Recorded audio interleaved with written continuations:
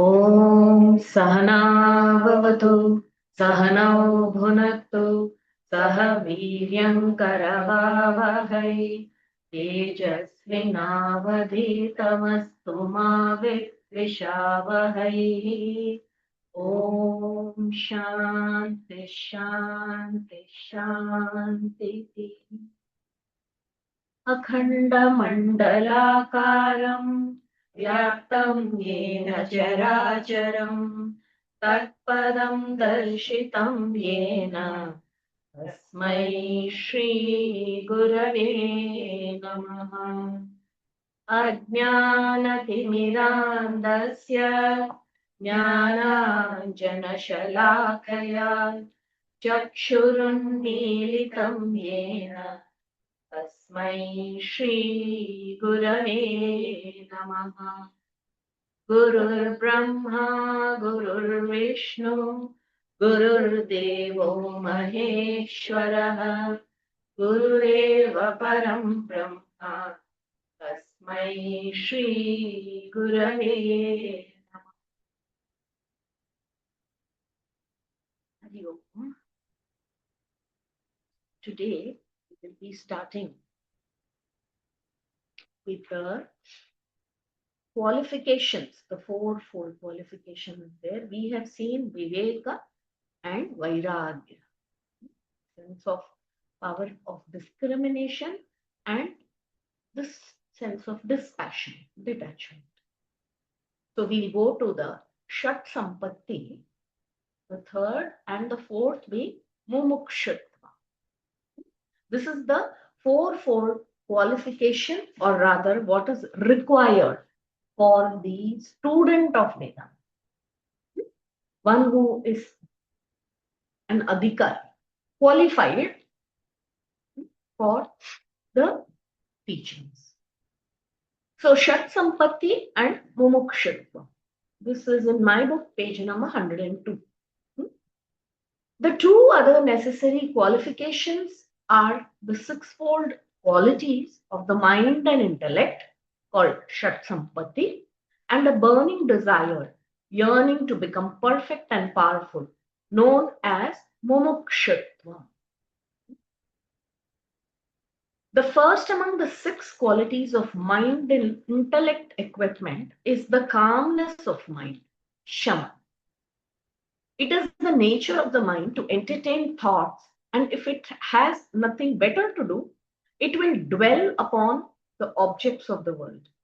Therefore, it is enjoyed in all the yogas that the mind should be soaked some way or the other with a divine idea greater and nobler than the sense objects. The devotee employs his mind constantly in the meditation of his beloved Lord. In the path of knowledge, through studies of the scriptures, the mind is directed towards the all-pervading consciousness.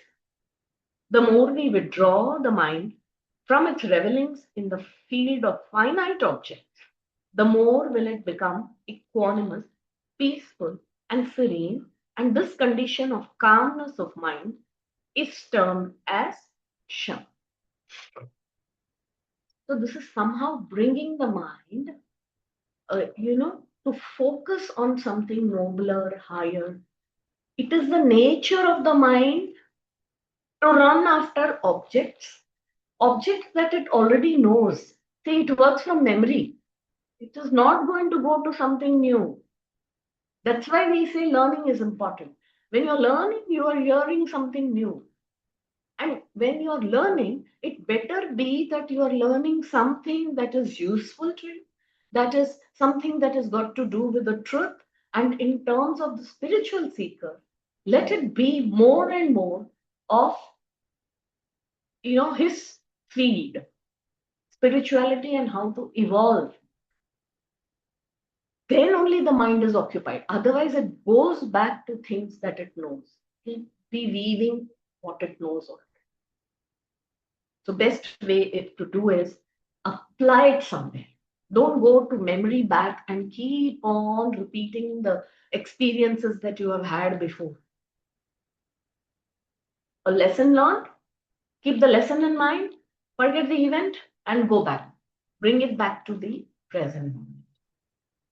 To withdraw our mental rays that shoot out through the sense organs for the perception of their respective sets of objects, and to absorb those rays of perception within the sense organs is self control.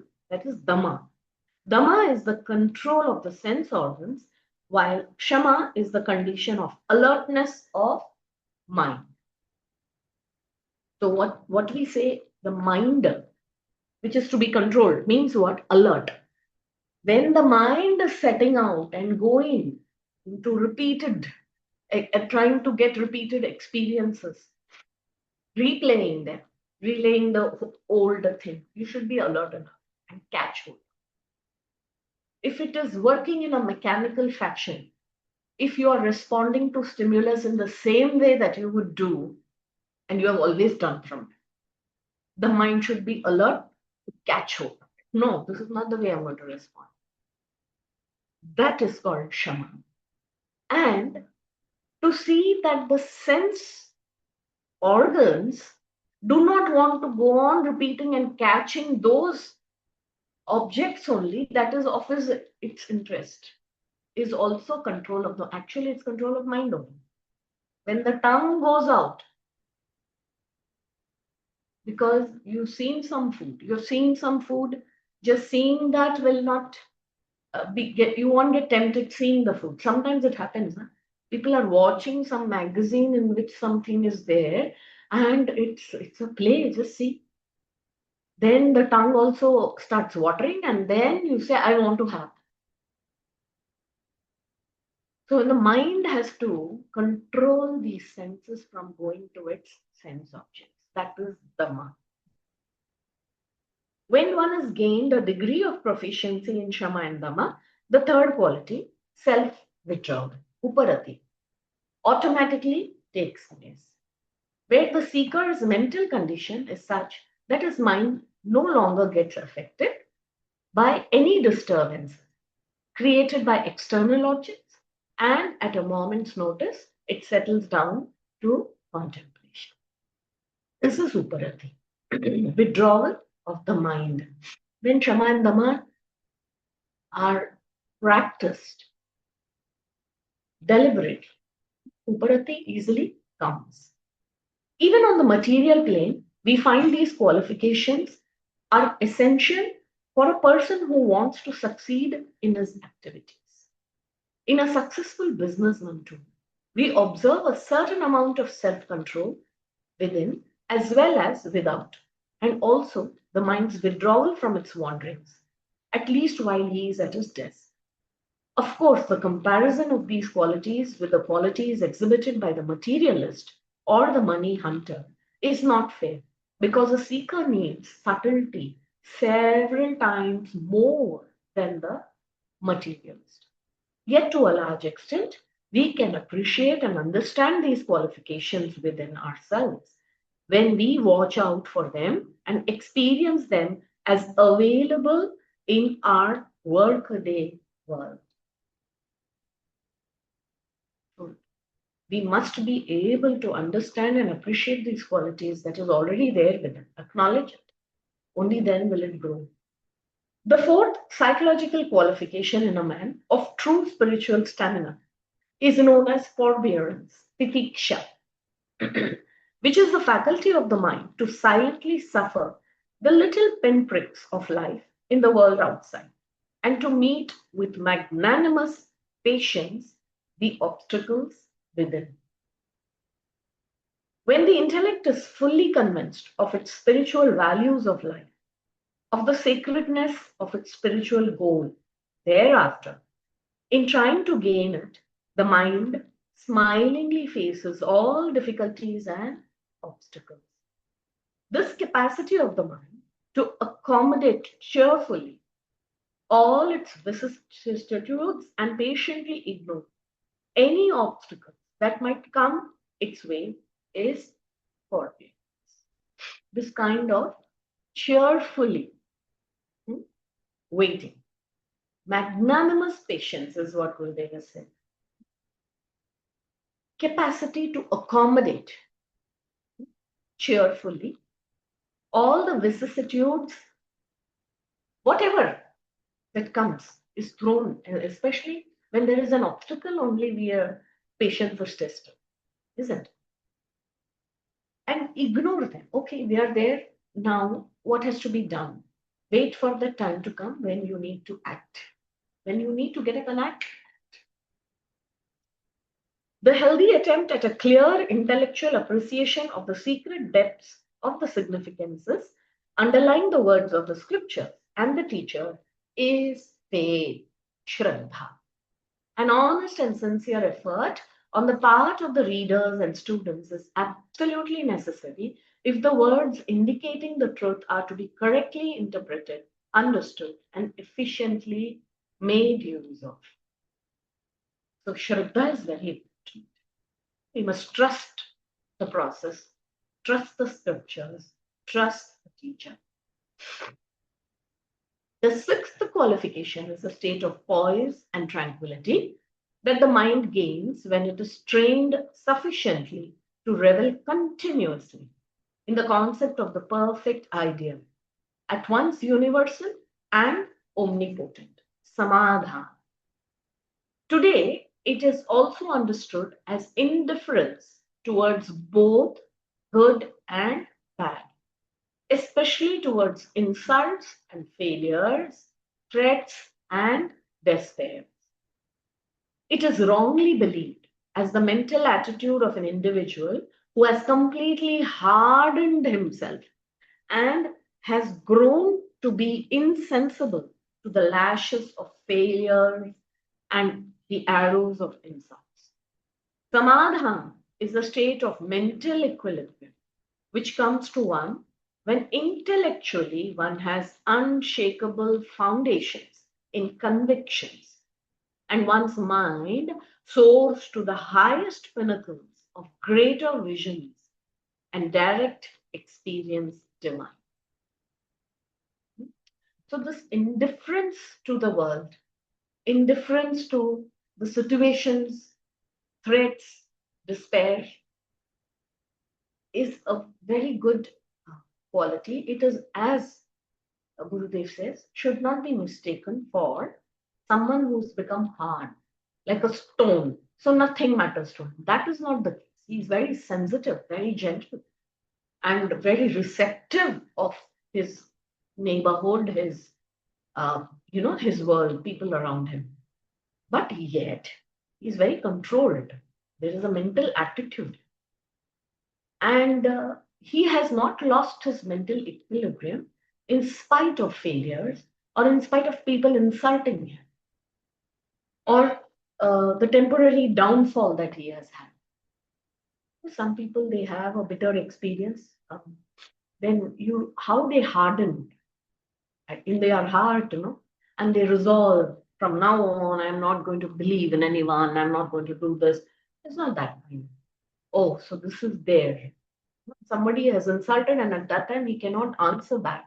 He will say, okay, I'll wait. Doesn't matter. I don't become that.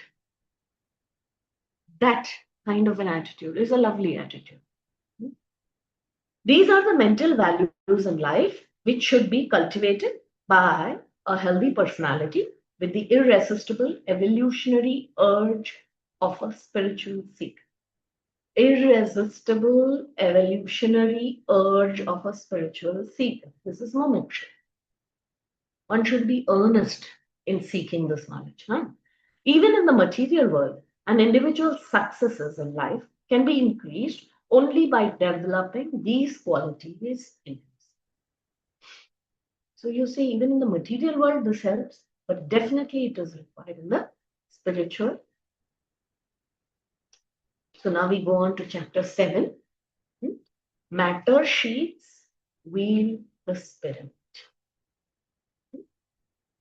A fit student of Vedanta who has all the qualifications should start his inquiries by asking where the world has come from and where it will go.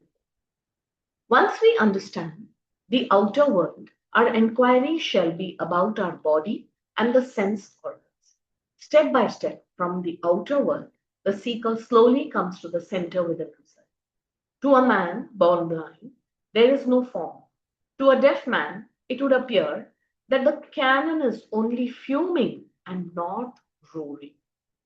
In order to enjoy tastes and smells, one needs the tongue and the nose. In their absence, his world shall be without any taste or smell. Thus, if we take away the five sense organs, indriyas, there is no world for us. The world would appear as non existent. Our concept of the outer world is gained through our sense organs. But these sense organs cannot function without the mind. In deep sleep, there is no mind, so no senses are. Thus, the enquirer comes to enquire how his mind works, how his intellect functions, and from where the joy element bubbles forth in him. In his contemplative search for the deepest center within, the seeker moves from the grosser outer world to the subtler inner spirit. In Vedanta, each of the grosser external coatings is known as a sheath. And just as the sheath merely encases the sword or the blade, here too, the reality within is untouched by the matter coverings around.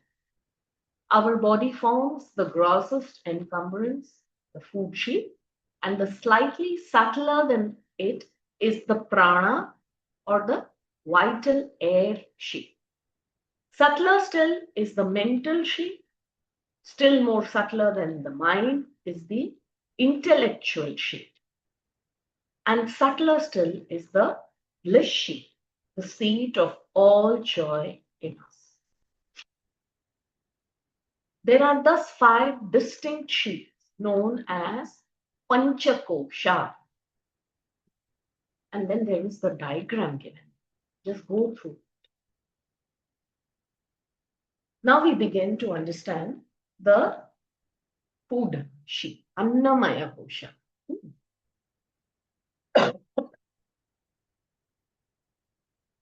The physical body, the outermost precincts of our personality, beyond which we do not physically exist, is termed as the food sheath. It is called so because it has emerged from the essence of food, assimilated by the father and nourished in the womb by the food eaten by the mother. And ultimately, after death, it goes back to fertilize the earth and becomes food. The substance of the physical structure rising from food, existing in food, and going back to become food is naturally and most appropriately termed as the food sheath.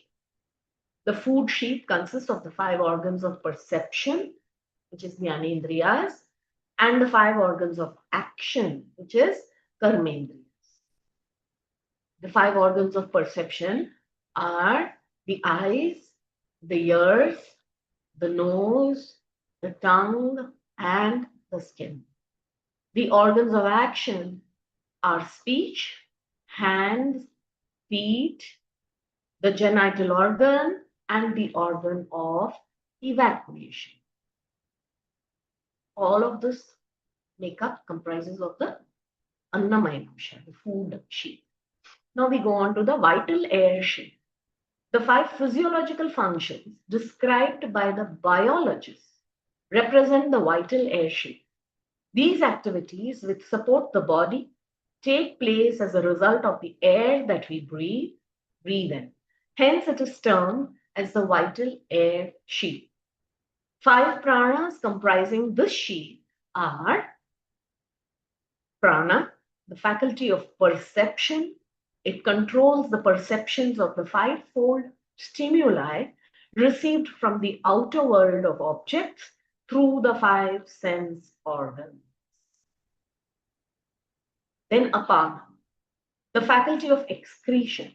All things thrown out or rejected by the body, such as seeds, sputum, perspiration, urine, feces, and so on, are expressions of apana.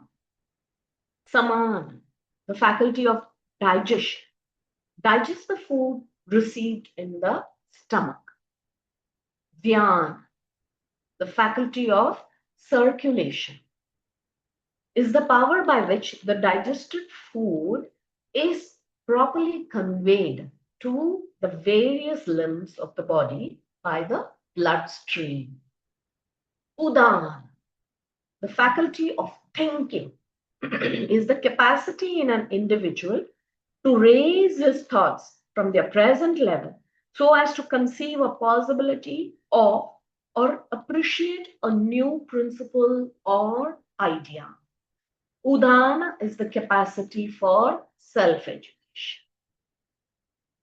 So we have this fivefold pranas, prana, apana, saman, vyana, and udana, which form the pranamaya kosha, or the vital air sheath. How the various physiological functions happen in the body is expressed through these pranas. Now we go on to the mental sheath, manomaya kosha.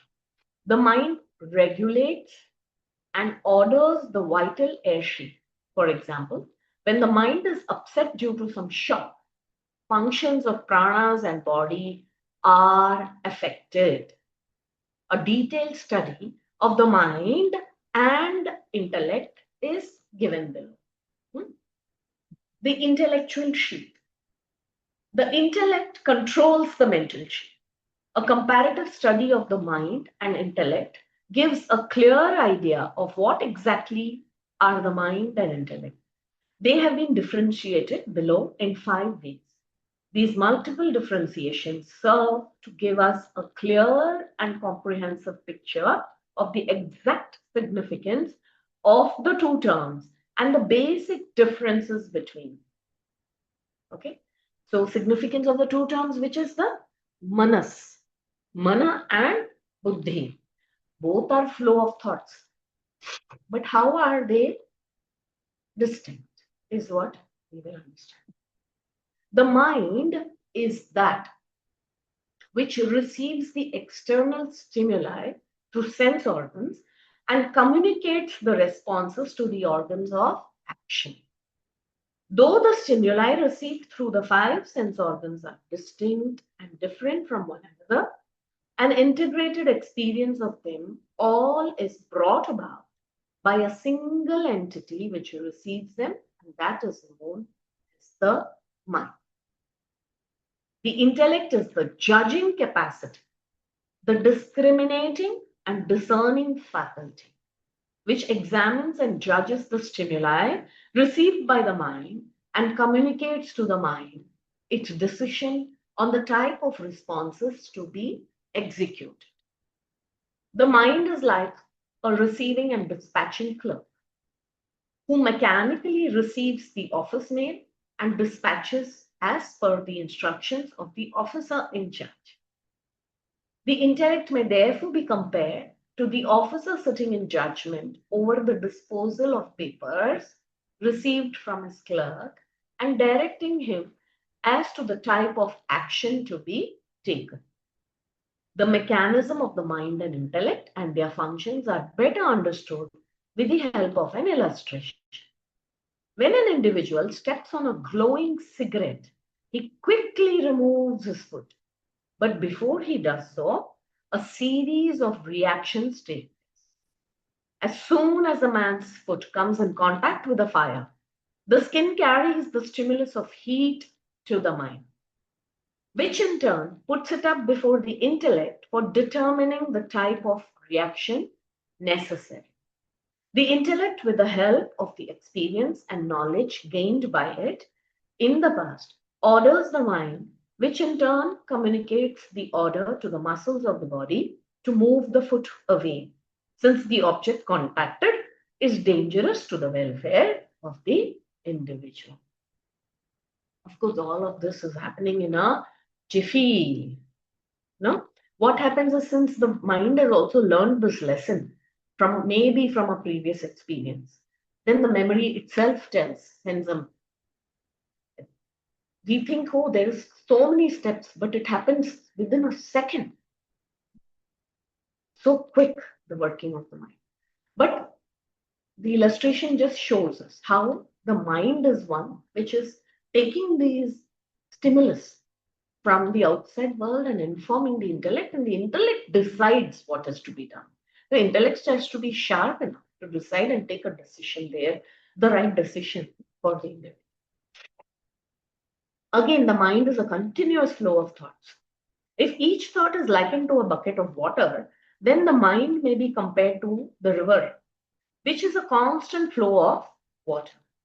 Each bucket of water has no dynamism of its own, but when a large number of them continuously flow, the river gathers dynamism and strength. So too, when thoughts flow continuously, they cause a lot of agitation, and the mind becomes the most powerful tyrant within man. The intellect has the storehouse of all the memories of one's past experiences and knowledge. This storehouse of experiences is the guiding factor in man's actions. In the above simile, the intellect can be compared to the bank of a river, which determines its direction and course. The mind can also be described as a seat of emotions and feelings, and the intellect as the springboard of all ideas and ideologies. Another approach to the study of the mind and the intellect is to examine the realms in which they operate. The mind has the capacity to travel only to the known realms, but the intellect, besides remaining in the realms known, can further penetrate into the unknown realms to investigate, contemplate, and comprehend new discovery. So this way we must understand. Actually, it is just the quality of the thoughts that is being described now, right? It's otherwise the mind is also a thought and the intellect is also just a thought. The quality of the thought defines it as mind or intellect. The mind and the intellect also differ in their nature and quality. The mind is ever in a state of flux. It is always the doubting element. But when the thoughts stabilize themselves to form a final firm judgment, they are known as the intellect. For example, when a man is indecisive as to whether he should be vegetarian or non-vegetarian, his thoughts in that condition of doubt and indecision are known as the mind. But when they take a firm decision, whatever it be, his thoughts acquire the status of an intellect. Therefore, what is a mind at one moment becomes intellect at the next moment. And conversely, an intellect can be reduced to the status of a mind when its decision is shattered by the suggestions of a more powerful intellect. So this very mind is something that is doubting, that is in a state of flux. Should I do this or not do this? When should I do this? I can't make up my mind, right? But that mind, that quality of thought, which is decisive now. No, I have decided to do this at any cost. And at whatever time I'm ready, because this is what I want and I've made up my mind. So this is a decisive idea. So you stick with this. This is the intellect, right? Now, what was the mind, which was doubting first, now has made up its mind. That is, you are made up. Now it has become an intellectual idea. That very mind has become intellect. If this intellect is further, it receives another more powerful intellect, and whatever suggestions given to it, and you say, oh, I always thought this, therefore I decided this. I didn't know of this. No? Or you could be refuted, challenged, and defeated in discussion, and you say, ah, this is something new, I didn't know. At that time, what happens? That very intellect is shaken and it becomes the mind. So it can interchange this way. The above differentiation meant for our clear understanding of the mind and intellect is, in short, purely function. Hmm? In a sense, however, they are both constituted of thoughts, and in the study of Vedanta, many a time either of them is used to indicate the other as well. Now we come to the bliss sheath. This is the innermost of the five sheaths, consisting of vasanas. It is made up of ignorance in which we exist during our deep sleep state of consciousness. It is considered blissful because whatever be the condition in which the individuals are in their waking and dream states, once they reach the halls of sleep, be they rich or poor, happy or unhappy, healthy or sick, young or old, all of them experience relatively the same undisturbed peace. This is due to the cessation of all agitations experienced by them in the other two states of consciousness. The bliss sheath controls the intellectual sheath, since the intellect functions under the control and guidance of one's vasanas. The synonyms for the bliss sheath are vasana, ignorance of the self, non-apprehension of reality, the causal body, and the state of deep sleep. In a textbook of Vedanta, these terms are so frequently used that knowledge of them becomes essential for our study.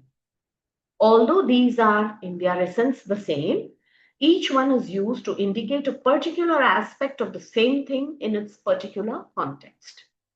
The subtlest of all is the Atman, which is the core of the five sheath structure. The five sheaths are like layers of dress worn by a person, which are totally different from the wearer.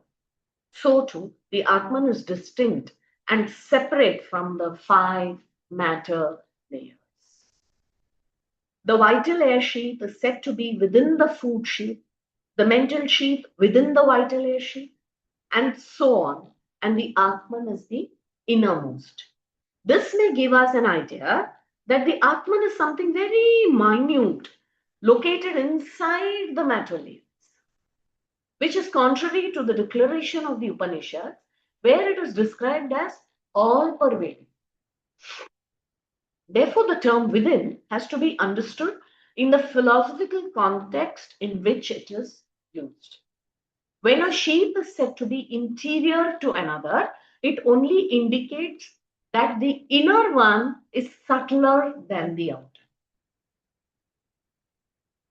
The subtler controls and regulates, feeds and nourishes the gross. Hence, the Atman, which is the subtlest, is the control and nourisher of all the five. This is what must be understood. When we say it is within, it shows that it is subtler than everything. The Atman is all pervading. So it is the subtlest of everything. And what is subtle always controls, nourishes the gross. So then, this way, Atman becomes the control and nourisher of all five beings. And this Atman is only considered as Ishvara or the divine. So this is how Bhagavan Krishna says, I am the divine controller, fire puller, all of that. Again, in philosophy, subtlety is measured by its pervasiveness. For example, when a piece of ice melts, the water so formed occupies a larger area, and hence we would in philosophy say that water is subtler than ice. Also, when water is boiled, the steam generated spreads itself in the entire atmosphere of the room. Steam is therefore considered subtler than water. Similarly, the food sheath or the physical body is the grossest, and it cannot expand more than perhaps a couple of inches around the waistline after a heavy meal. The vital air sheath consists of the five pranas and is more pervasive than the food sheath, since the perceptions go beyond the boundaries of the physical body. The mind is subtler still, since it travels to realms which are beyond the area of perception and other physiological functions. The intellect, which has the capacity to travel even beyond the realms known and penetrate into realms unknown, is obviously subtler than the mind. The vasanas or the bliss sheath is the subtlest of the five layers, since it controls the behavior of all the above four layers and it exists alone in its pure nature, the state of deep sleep, where none of the other layers have any play. The five sheaths have no separate existence as such. They are analyzed only for our study. All of them coordinatively function in us. The food sheath is known as the gross body. The vital, mental, and intellectual sheaths together form the subtle body. The bliss sheath is termed as the causal body. Therefore, the gross, subtle, and causal bodies, or the five sheaths enveloping consciousness or the life principle, is man, is the human being. The entire, all of it constitutes the human. When the consciousness, the self within, identifies with the gross body, it expresses itself as the waker, who enjoys the waking world and its experiences. The same self, withdrawing from the gross body and identifying with the subtle body, manifests itself as the dreamer, experiencing the dream world. Similarly, withdrawing from the gross and subtle bodies and identifying with the causal body, it functions as the deep sleeper who goes through a homogeneous experience of nothingness.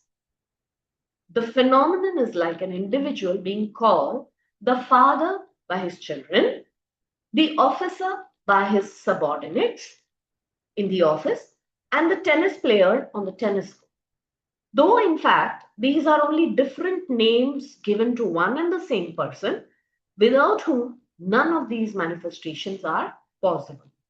So, too, our real nature is the pure consciousness, which transcends the three states of the waking, dream, and deep sleep.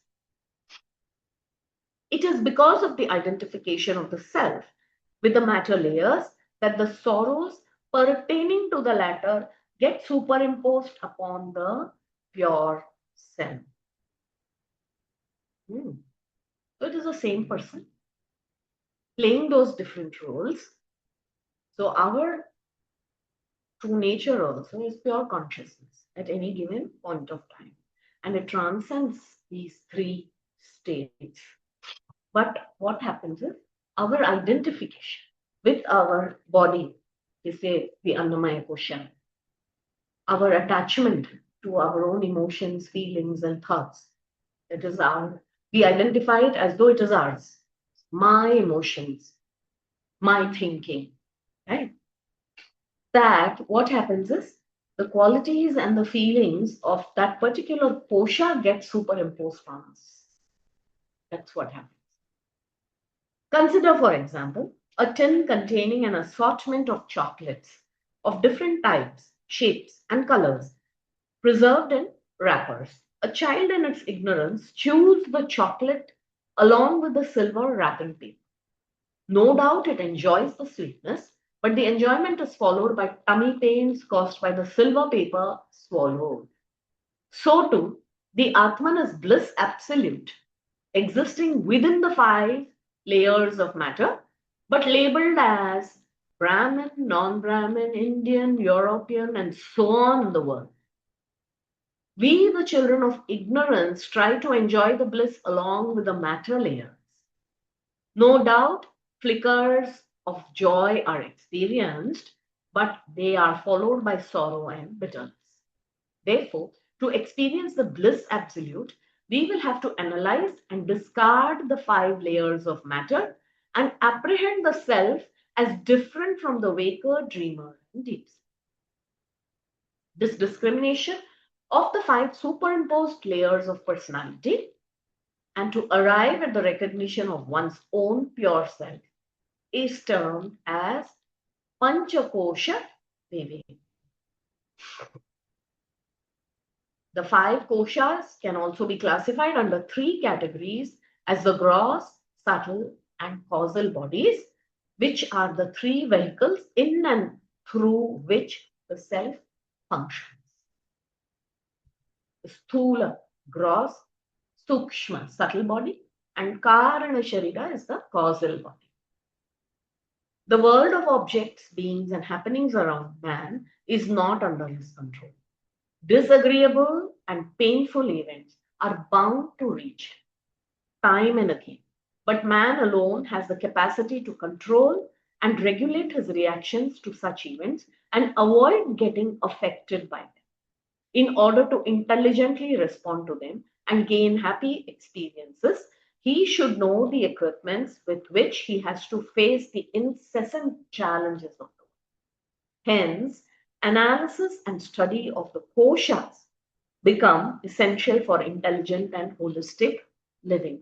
Because if this is the equipment, the tool in and through which we are going to experience the world, we must know about the tool and how to use it, isn't it? Therefore, study of these koshas becomes important. The great substratum. We have found that the subtlest of the subtle, the principle of truth, resides within us as a divine spark, enveloped as it were by the grosser coatings of matter, the grossest being our physical body. Now, if there is a reality, what then is the relationship between the reality and myself? How and where do the names and forms that I see around fit in the scheme of the all pervading entity, the truth? What is the individualized, localized ego center, Jiva? What is the universe, Jagat? And who is God, Ishwar? Once we have a full understanding of what these 3, Ishwara, Jiva, and Jagat are, we ought to know the relationship between these 3 and the supreme reality. That is, we have to inquire into and discover what is the relationship between the individual ego centers, the I concept, which all of us constantly have, and the universe. The sum total of intellects of all the individuals, jivas, that are living in this visible world, Jagat, is the concept of God, not our conception of God as Rama, Krishna, Shiva, Christ, Muhammad, and so on, but the total concept, the God principle. The particular incarnations, avatars, are only manifestations of the God principle. God is the total causal body of the universe. The relationship that exists between the Jiva, Jagat, and Ishvara, God, is explained by the example of a piece of cloth in which we have some decorative patterns embroidered by the very same threads, something like our bedsheet or tablecloth, which have got some embroidery on them made by the same thread. We have a piece of cloth, we have threads passing in it, and the same threads have woven themselves into patterns in it. The various patterns together give us the idea, for example, of a family sitting at tea. Now, the conception that we gain out of it, of a family sitting around having tea, is equivalent to our total concept of the Jagat, with so many oceans, continents, mountains, and so on. Now, in what does this piece of cloth exist? Has it got any existence other than the thread? If we were to remove all the threads, where would the cloth be? The cloth is the thread, But in our not seeing the thread and seeing only the thread patterns, we have the concept that there is a family having tea. The thread here stands in the place of God in this pattern of the family at tea. What is the essence? Nothing but the thread. Without the thread, there would have been no pattern. And but for God, there would have been no Jagat. Thus, the names and forms, tastes and smells, sounds and touches constitute the total concept of the outer world we have. The whole world is a pattern on the God principle, the Lord of the universe, the truth, peace of love. If we take away the divine principle, the entire pattern will perish into nothingness, just as a piece of cloth ends if all the threads in it are removed. The patterns in the embroidery individually stand for the individuals constituting the work. The threads stand for the God principle, Ishvara. It's a very nice example given here. We don't see much of embroidery work these days, possibly, but I remember we used to do, and we've grown up with um, our mothers and grandmothers doing a lot of embroidery work, and the entire tablecloth will have a scene, like here Gurudev said, a family having tea. So, it would have a, a river flowing, a house, and mountains, and birds flying, and fish in the river, and all of that. A picture is painted, in and through the thread, very beautifully, intricately done work. And this is also an example with Ramana Maharshi. He's saying, start pulling the thread out. One by one, you pull out, and the entire scene just dissolves in front. We don't see the thread. We see the picture that's a pattern that is formed. So this world is nothing of all the tastes and smells and sights. It's a pattern that is woven. And that is the Jagat we are seeing. And the God principle is the one on which it's all happening. And without that, it cannot happen. So, very beautifully explained here. Now, let us analyze and try to delve deeper into the God principle. Let us analyze a piece of thread. What is the thread made of? Is the thread itself a self-born thing and eternal? Does it exist by itself and in itself? What is the cause for the threads? Certainly, from the standpoint of the cloth, the thread is the cause. Right? How is the cloth made? By the thread. So, therefore, thread is the cause. But is the thread in itself self-sufficient to be the cause for itself? If it has a cause, what is the cause? Cotton.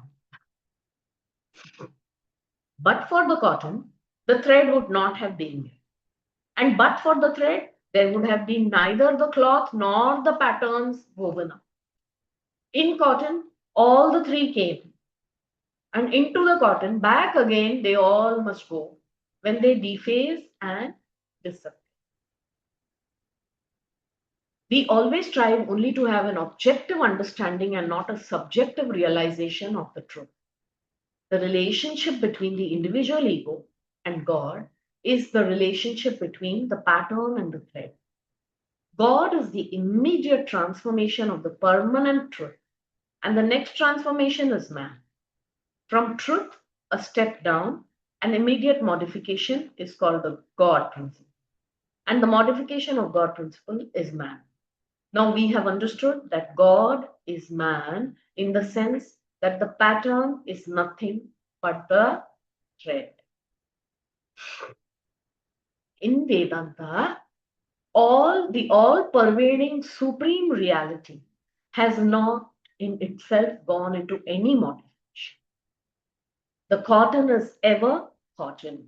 Only it has changed its form, and we gave it the name thread at one stage and the name cloth at another stage. According to our own angle of view, the same piece of cloth changes its impressions and reactions upon us. On a casual, superficial look, we see it as a bed sheet, seeing only the gross total form. When we observe a little closely, we see the thread. And when we examine closer still, we get the vision of cotton. Having once seen the cotton, there is in fact no difference between the many and the various patterns and even the different kinds of cloth. According to our grossest of views, there is no unity whatsoever in the world of cloths.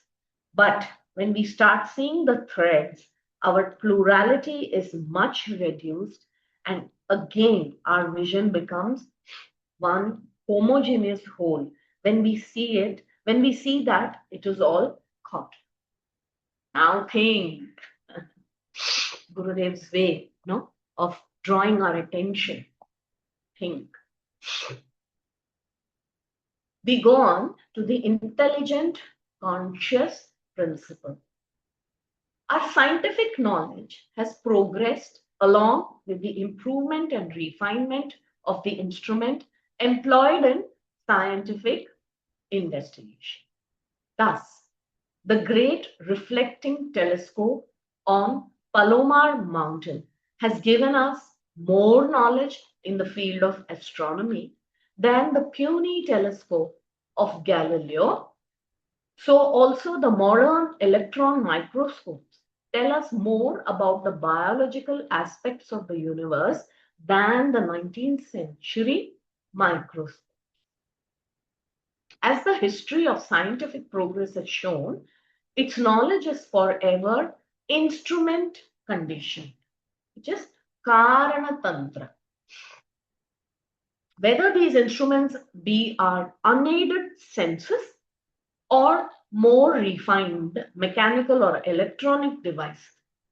Further, its knowledge depends upon the interpretations given to the observed data. The relativity of the conclusions based on the observed data can be illustrated by an example. The human body, when analyzed from the standpoint of anatomy and physiology, is but a collection of bones and tissues. From a still closer viewpoint, it is nothing but a collection of billions of living cells.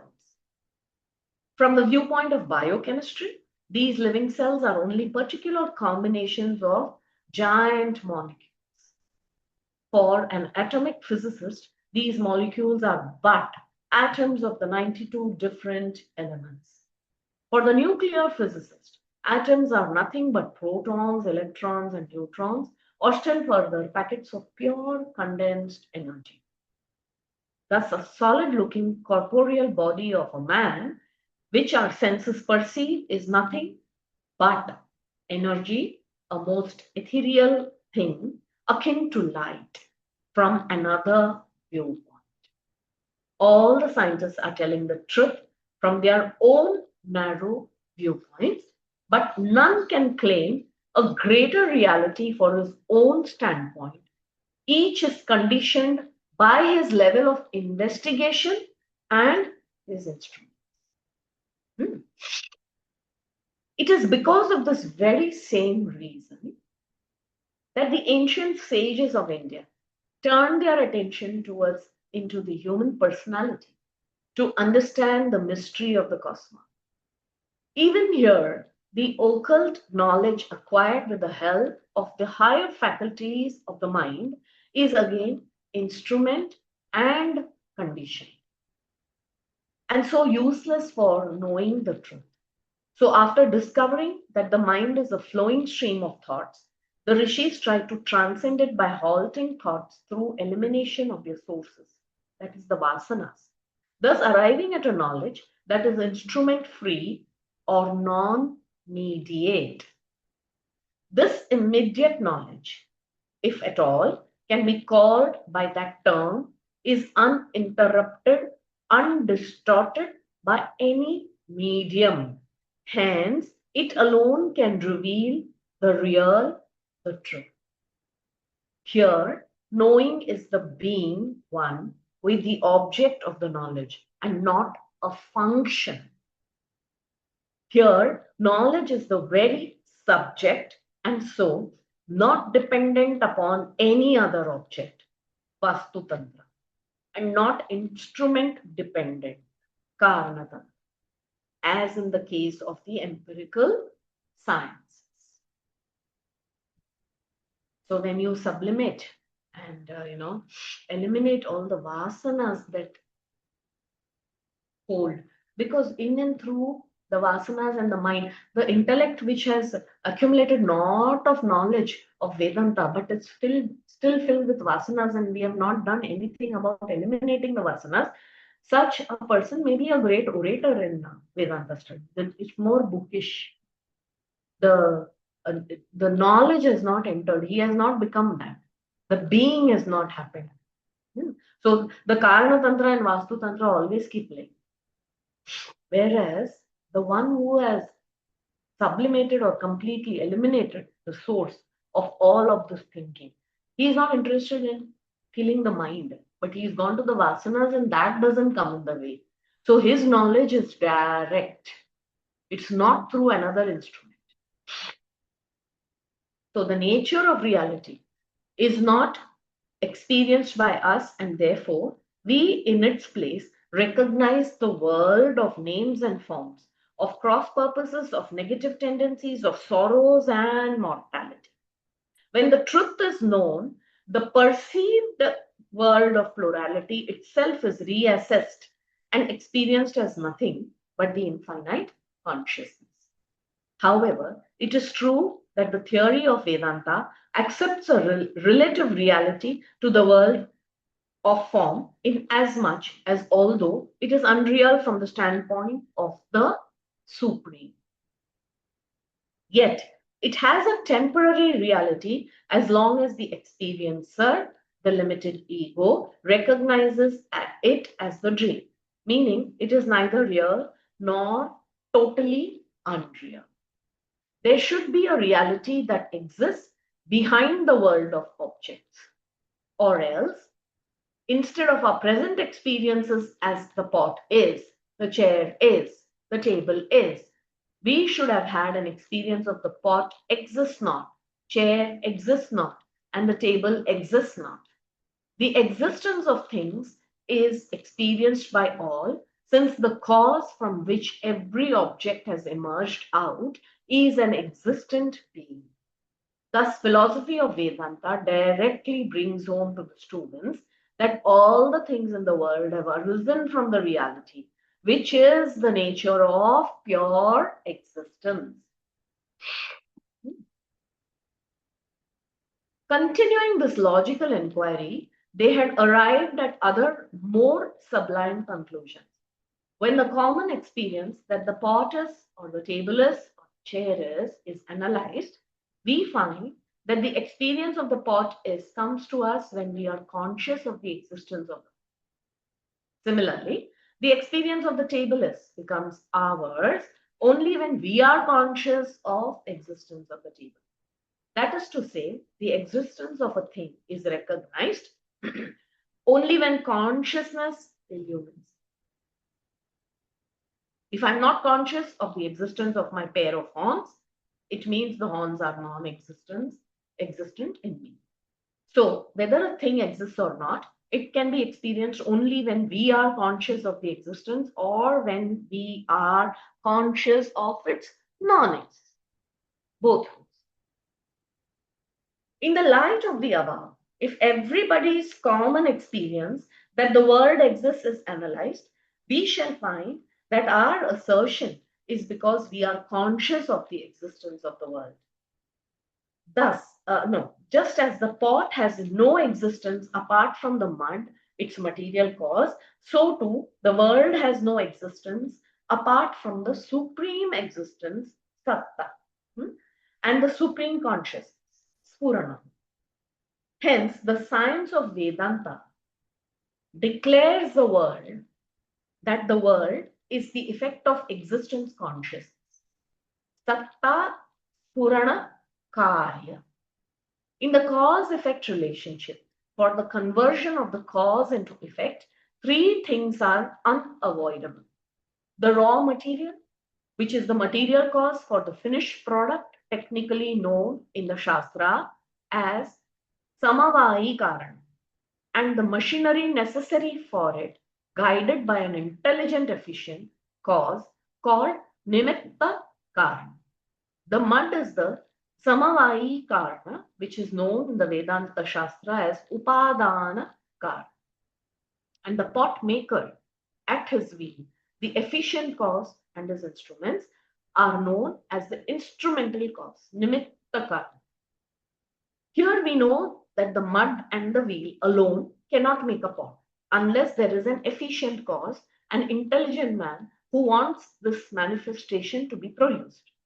He is the dynamic entity who lends his intelligence to the machinery to make it function according to his will.